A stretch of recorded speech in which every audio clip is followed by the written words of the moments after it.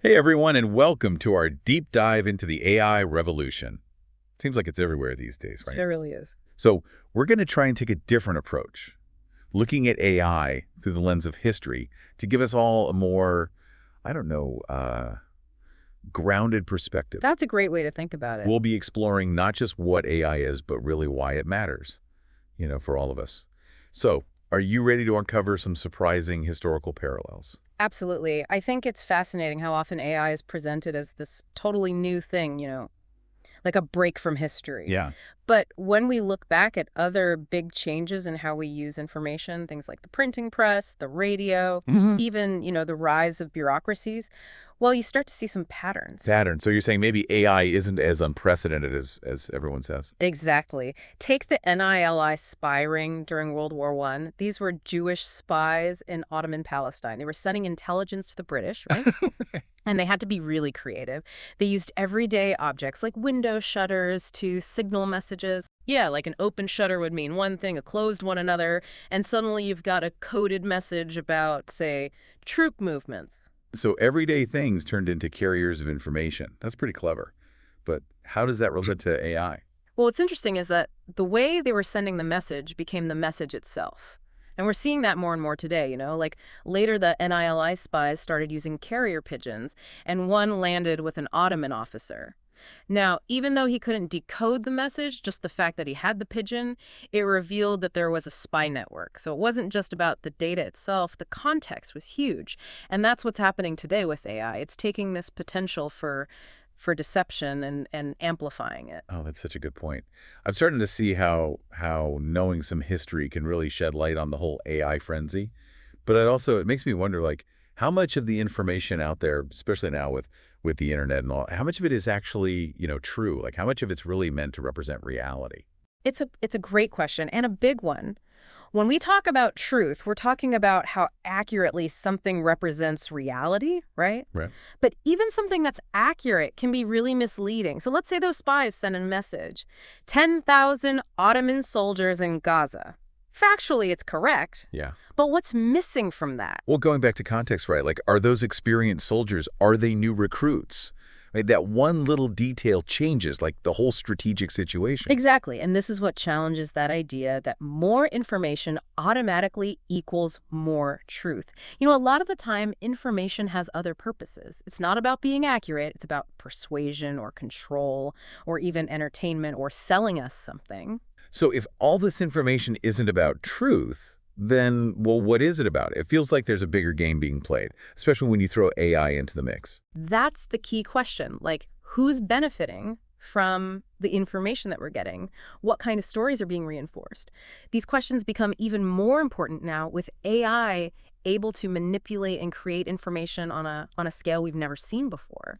Okay, wow, you're really making me think. Yeah. So this isn't just about some cool algorithms. It's about, like, power dynamics and how they're changing, maybe shifting because of AI. That's a good way to put it. You're right to see the connection between knowledge and power. Historically, power has come from, understanding truth in AD, also maintaining order in society. Think of something like the Manhattan Project. Right. That wasn't just about scientific knowledge. You needed a huge amount of human cooperation to actually build the bomb. Yeah, that's true.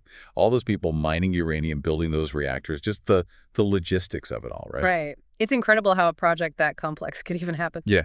And that's where stories come in. Shared narratives, even if they're fictional, can create these shared realities that allow for that kind of cooperation. Like, look at the U.S. Constitution. Yeah. It's a set of rules, sure, but it's also a story. It's a story about freedom, about democracy, and that story has shaped American identity, and it's a big part of why America became such a global power, right? Yeah. So to really understand AI's impact, we can't just look at the tech. We have to understand the stories that it's weaving into our collective reality. I love that. It's not just about the data. It's the narratives that give the data meaning. Yeah. It's like we've been managing information in all these different ways throughout history, haven't we? We have. And one of the ways humans have tried to manage information, especially in big organizations, is through, well, bureaucracy. Bureaucracy. That sounds about as exciting as sorting through old filing cabinets. Yeah, I get it. But honestly, it's way more important than you think. Bureaucratic systems are all about managing information flow in complex structures, and they've played a huge role in how we organize knowledge and how we think about power. Okay, I'm willing to hear you out. How can understanding bureaucracy help us with this whole AI revolution? Okay, so imagine hunter-gatherer societies. They got their information directly from the natural world, right? Animal tracks, weather patterns. Yeah. It was very direct. But as societies get bigger, they need new systems. They need systems for keeping records, hierarchies, procedures. And that, in a nutshell, is bureaucracy. So it's going from info embedded in nature to info controlled by human-made systems. Okay, but how does that connect to AI? Well, it's about the trade-offs. Bureaucracies did let us organize things in amazing ways, but they can also start to prioritize order over truth. They take complex realities and, cram them into neat categories and procedures, and that can really distort how we see the world. Now, here's the connection to AI. Things like algorithmic bias and data labeling errors. Those are like echoes of the limitations and the biases we see in these traditional bureaucratic systems. So if we can understand how bureaucracies have shaped how we relate to information, that gives us a way to think about the potential problems of AI-driven information systems. Wow, okay, that analogy is really making it click for me. Yeah. Talking about systems that put order above truth, it reminds me of something pretty dark. Witch hunts. Like the Salem witch trials. How could something so irrational even happen? It does seem irrational, but the witch hunts are actually a good example of the dangers of information bubbles. Oh, right. Imagine being stuck in a situation where all the information you get is limited and biased and just keeps reinforcing what you already believe.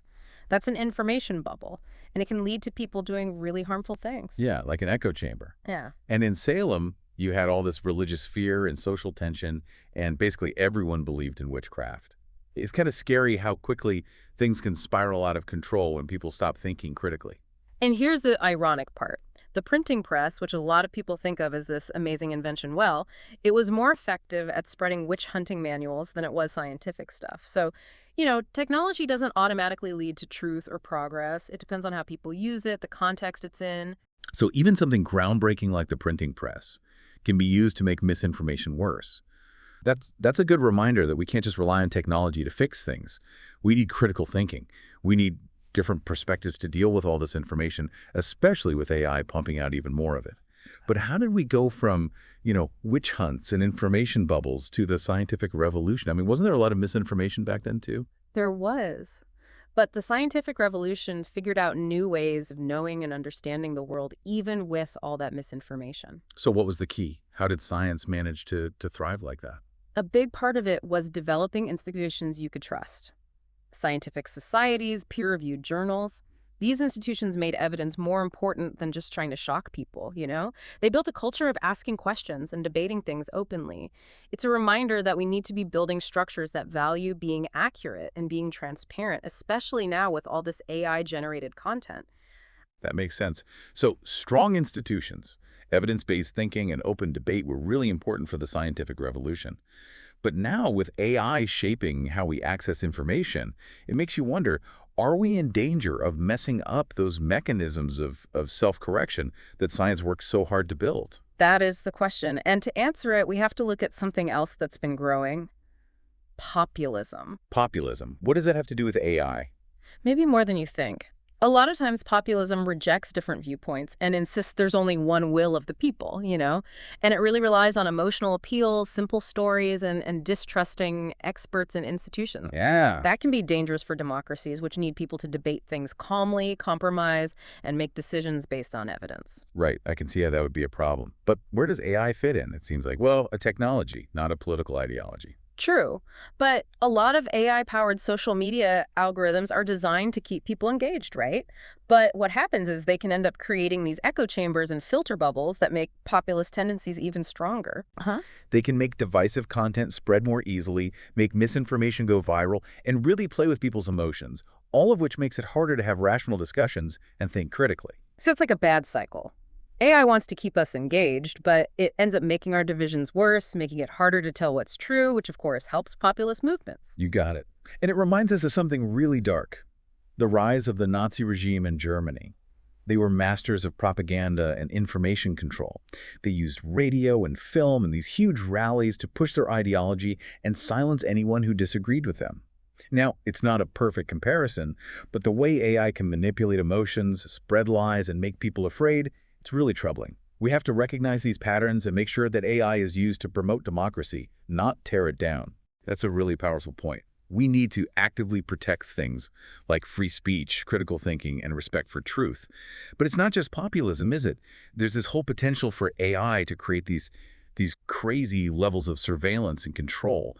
This idea of AI-powered surveillance states, well, it's terrifying. You're right to be worried about that. Throughout history, totalitarian regimes have used information control to stay in power and crush anyone who spoke out against them, often at the expense of truth and progress. The Soviet Union, under Stalin, is a perfect example. So how did they do it? I mean, I know they were big on propaganda and censorship, but how far did it really go? They controlled everything: media, education, even scientific research. They used propaganda to shape how people thought, censorship to silence anyone who disagreed, and they had this huge network of informants to keep tabs on everyone. It made people afraid and distrustful, where even saying the wrong thing, even something small, could have terrible consequences. It sounds really oppressive. But how does that relate to AI? I get how AI could be used for surveillance, but is it really the same as what the Soviets did? Well, AI could actually make those systems of information control even more sophisticated and harder to detect. Imagine AI censoring things automatically, finding and removing anything that's seen as dangerous.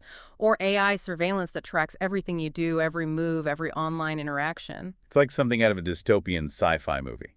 But are there any real-world examples of this happening? Or is it all hypothetical? Sadly, it's not just hypothetical. In Iran, they're using AI-powered facial recognition to make sure women follow the hijab law. Cameras are being used to find women who aren't wearing their headscarves correctly, and they can be fined or even imprisoned. It's a scary example of how something that seems like just technology can be used to oppress people.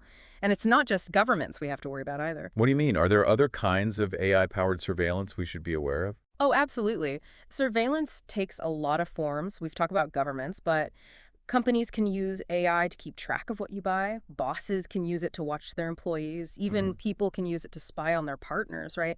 It's like this potential for us to lose our privacy in a lot of ways.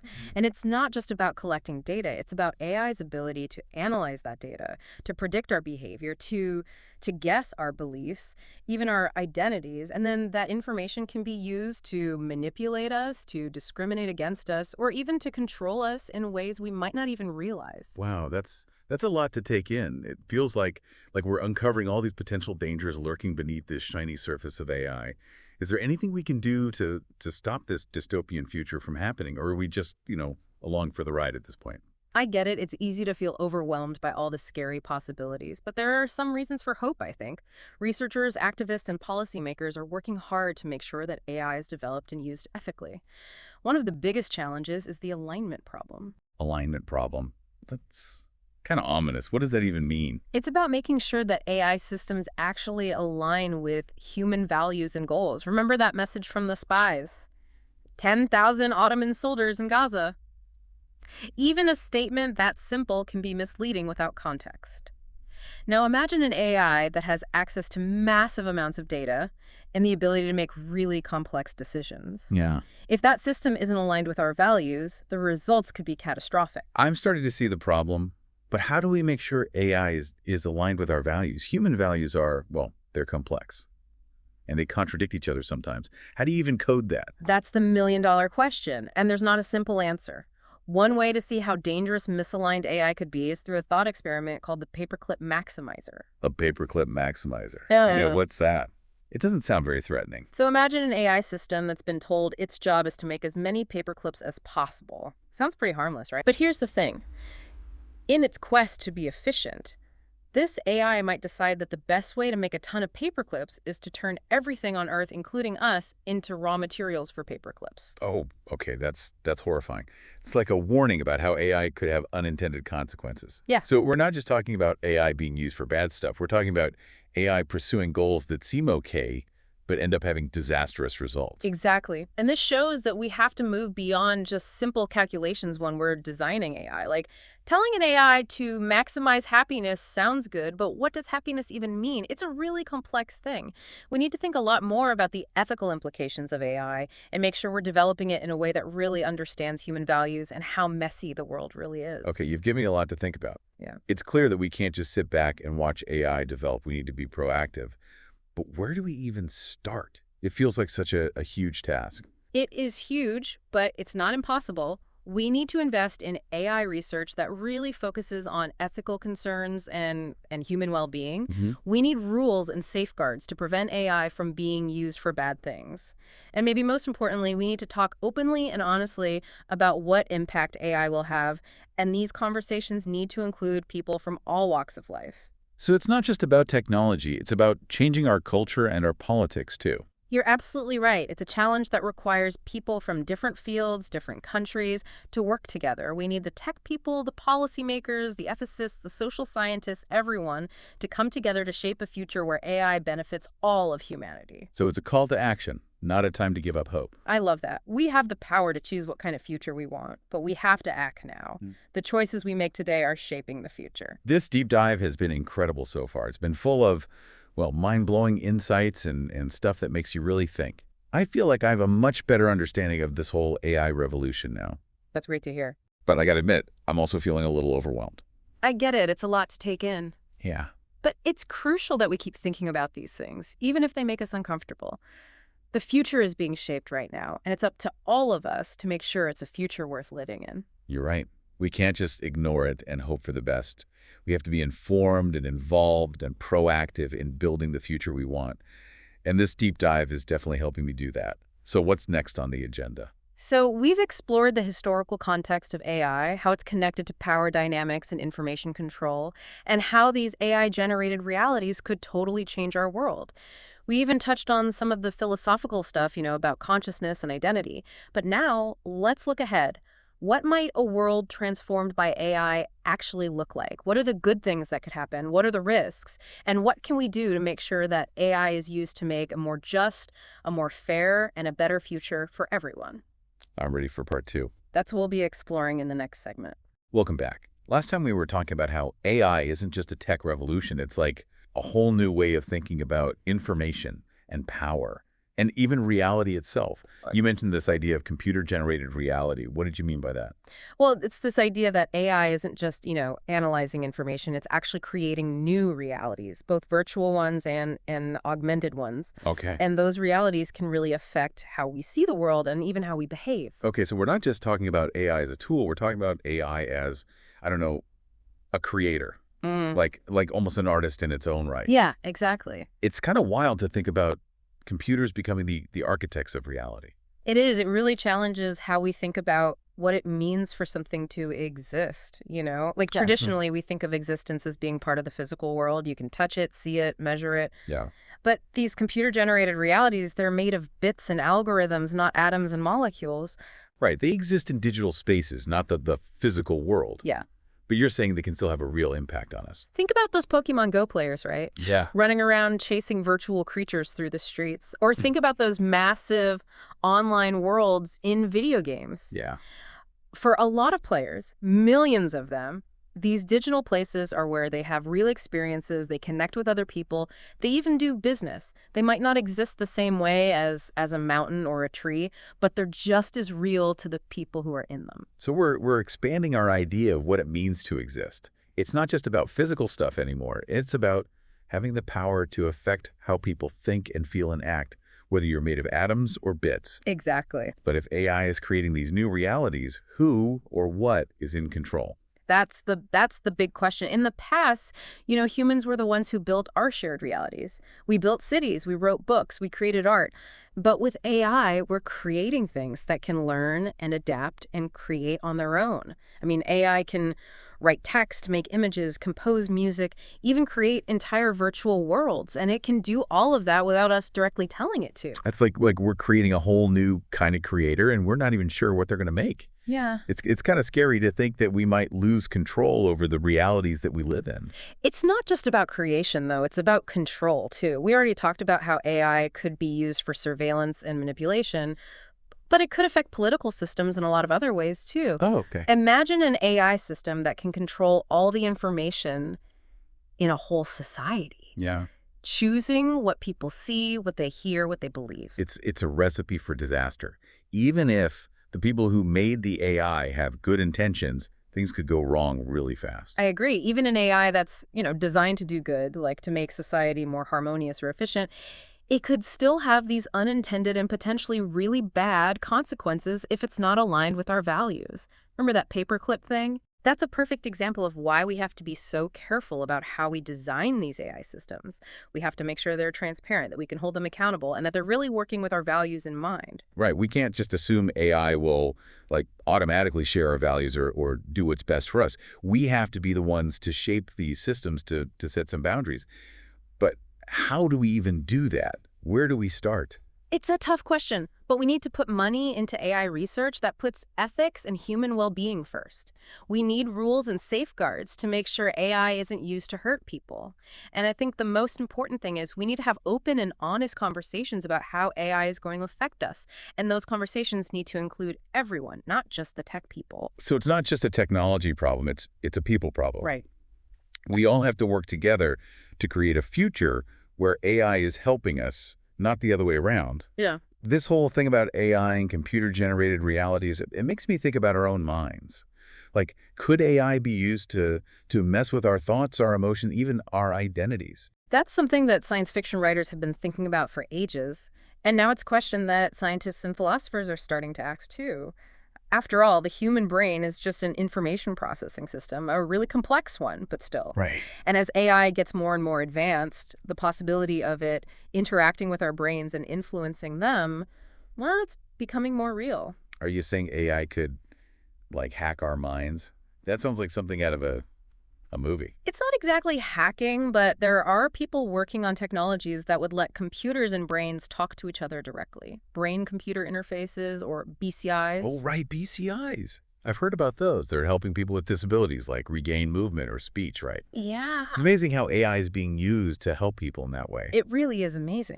But it goes way beyond that. Hmm. Think about BCIs that let you control a computer with just your thoughts, or get information straight from the internet, or even communicate with someone else telepathically. Wow. These are all things that people are working on right now. It's incredible, but also a little scary. What happens to who we are when our thoughts and experiences can be manipulated by some external thing? What happens to the lines between human and machine when our brains are connected to AI? Those are huge questions, and I don't think anyone has the answers yet. Yeah. We're moving into this totally new territory where the boundaries between biology and technology are getting blurry. It makes us question what consciousness is, what identity is, what free will is. It's like we're on the verge of this new stage of human evolution, one where technology becomes part of who we are. It's exciting and terrifying at the same time. I think you've really hit the nail on the head. We're at this crossroads, and the decisions we make today are going to decide what our future looks like. Do we embrace AI and all its possibilities, or do we give in to the potential dangers? It's a question we have to wrestle with, both as individuals and as a society. This deep dive has been an amazing journey so far. I feel like I've learned so much about AI and how it's going to affect our future. But I have to be honest, I'm feeling a little overwhelmed too. It's a lot to process. I understand. It's a lot to take in. But it's so important that we engage with these ideas, even if they're uncomfortable or confusing. The future is being created right now, and it's up to all of us to make sure it's a future we want to live in. You're right. We can't just hide and hope for the best. We need to learn about this stuff, be involved, and actively shape the kind of future we want. And this deep dive is definitely helping me do that. So what's up next? Okay, so we've talked about the history of AI, how it relates to power and information control, and how these AI-generated realities could totally change our world. We've even touched on some big philosophical questions about what it means to be human. But now I think it's time to really focus on the future. What could a world transformed by AI look like? What are the potential benefits? What are the risks? And how can we make sure that AI is used to create a more just, more fair, and better future for everyone? That's what we'll be digging into in our next segment. I can't wait. Well, Welcome back, everyone. We've talked about a lot so far, from the history of information revolutions to how AI could be creating whole new realities. It really feels like we're on the edge of something huge. I think we are. And to understand where we might be going, it helps to look back at how those past information revolutions have changed political systems. Hmm. Like the printing press. It actually played a big role in the rise of democracy and also totalitarianism. Oh, that's interesting. I usually think of the printing press as, a good thing, a way to spread knowledge and give people more power. How did it end up helping totalitarianism? Well, on the one hand, it let ideas spread much faster and farther, and that challenged the traditional ways of doing things. It helped spark things like the Protestant Reformation and the Enlightenment, and it laid the groundwork for modern democracy as we know it. So it was like this catalyst for individual empowerment, breaking down those old power structures. Exactly. But it also made it possible for new kinds of propaganda and control. Think about regimes like Nazi Germany. They used the printing press to spread their ideology, to silence anyone who opposed them, and to create this atmosphere of fear and conformity. It's a good reminder that any tool, even a powerful one, can be used for good or bad. So the same check that helps democracy grow can also be used to weaken it. It all comes down to who's using it and what their goal is. Exactly. And that brings us to how AI might affect the political scene in the 21st century.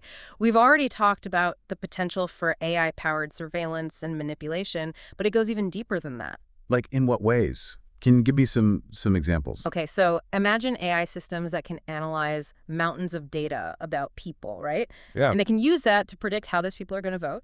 And then based on that, they craft these political messages that are specifically designed to exploit those people's biases and vulnerabilities. It's like micro-targeting on a whole new level with the potential to manipulate people on a massive scale. It sounds like a nightmare for anyone who believes in fair elections. It is. And it's not just about messing with individual voters. Hmm. AI could even be used to influence whole elections by spreading misinformation, stopping people from voting, or even hacking voting machines.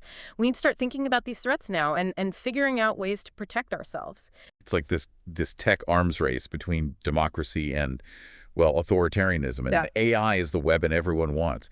What can we do to make sure democracy wins? Well, it's not a guarantee that authoritarianism will win, but it's definitely a possibility that we have to actively fight against. We can do things to lower the risks and use AI for good. We have to invest in AI research that puts ethics and human well-being at the center. We need international rules and standards for how AI is developed and used. And I think one of the most important things is we need to create a culture of digital literacy and critical thinking all over the world so people can understand and navigate this complex AI-powered world. So it's not just about finding tech solutions. It's about cultural and political change, too. 100%. This is a challenge that needs people from different fields, different countries, all working together. We need tech people, policymakers, ethicists, social scientists, regular people, everyone to come together and create a future where AI is actually benefiting all of us. It's a call to action, not a time to just give up. I like that. We do have the power to choose what kind of future we want, but we got to act now before it's too late. The future is being shaped right now by the choices we're making. This has been an amazing deep dive.